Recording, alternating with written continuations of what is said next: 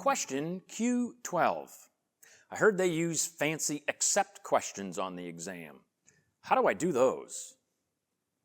Recognize a reality. The test writer's job is simply to force you to prove you know the content. And they will use, in some ways, every trick in the book to make you prove that. Because what they ultimately want to know, and what the purpose of the license exam is that you know how to serve consumers about insurance in the state that you're getting licensed. So in order to make you prove you know the content, they will employ a type of question that baffles some people. It's called an accept question. And by the time I'm done in the next few minutes, you're going to learn to love accept questions. So here's our first example. All of the following items may be used as selection criteria in individual life insurance underwriting, except. So again, I'm going to cover up all four choices as I read that stem. And what I'm going to do to begin with is I'm just going to literally line out that except if that is on paper, or I'm going to mentally line it out in my head. I'm also going to line out that long phrase in the beginning of the stem, all of the following items may be used as. So what I'm left with in the original stem is selection criteria in individual life insurance underwriting. My rephrase is going to be, can they use this for underwriting? Because that's what they really want to know. They're going to present you four choices, and what they really want to know is, can you use this for underwriting? So I reveal, by sliding my hand down, choice A, health status. Can the status of your health be used in underwriting for life insurance? Well, of course it can. If you're near death, they don't want to give you life insurance, so I'm going to put a plus sign next to choice A.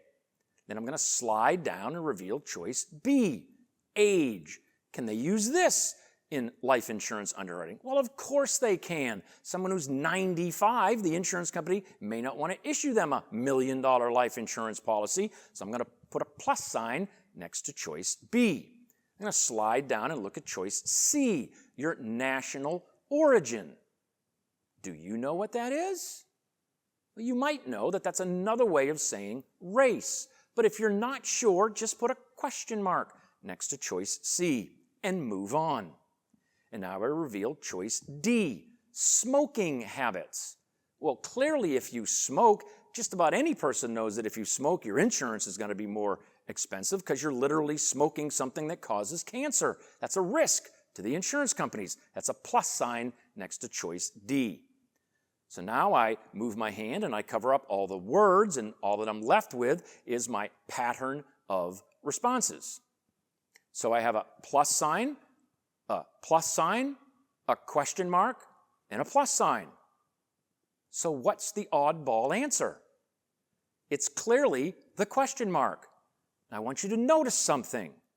I can now, with confidence, circle the question mark, the one I didn't even know what it was.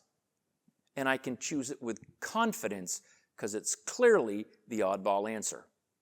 Now, here's a little secret. Do you remember Sesame Street and that cute little song, which one of these is not like the others? Which one of these just doesn't belong? That's all we're doing here, is through the use of this technique and the creation of the pattern of responses, we are minimizing our confusion and letting the entire process work for us. It just flat out works.